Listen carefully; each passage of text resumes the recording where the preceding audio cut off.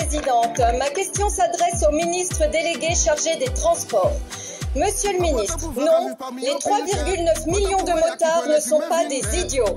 Et c'est Bernard de mon département qui le dit. On sait que si on monte sur une moto pourrie, on le paie cash. Monsieur le ministre, le Conseil d'État vous a donné 2 mois pour vous mettre en conformité avec la législation européenne adoptée en 2014 et prendre un décret d'application pour la mise en place du contrôle technique des 2 roues motorisées. Toutefois, si le Conseil d'État voulait agir en faveur d'une meilleure protection des motards, il aurait dû mieux lire les statistiques. En 10 ans, le nombre de 2 roues motorisées a augmenté de 30%, alors que le nombre de tués a baissé de 19%.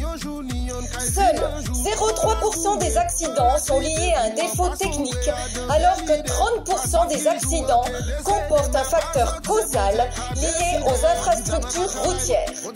Monsieur le ministre, pensez-vous qu'un contrôle technique payant améliorera la sécurité et les performances environnementales des motards? Avec la mise en place des normes européennes et l'amélioration des performances environnementales, les 2 roues motorisées ne sont responsables que de 0,5% des émissions polluantes et contribuent fortement à fluidifier le trafic. Plutôt qu'un contrôle technique inefficace sur l'accidentologie et la pollution, les motards réclament la mise en place des mesures alternatives visant à améliorer la sécurité routière et la performance environnementale comme l'autorise la directive européenne. Ce contrôle technique est une véritable injustice dictée par quelques lobbyistes et idéologues.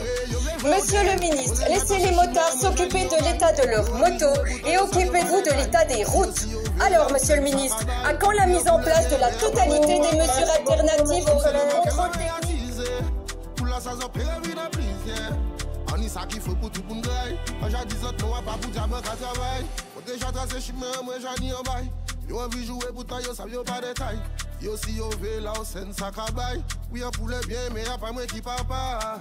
Comme c'est le mal qu'elles ont attisé, pour la saison, pérévine en plaisir.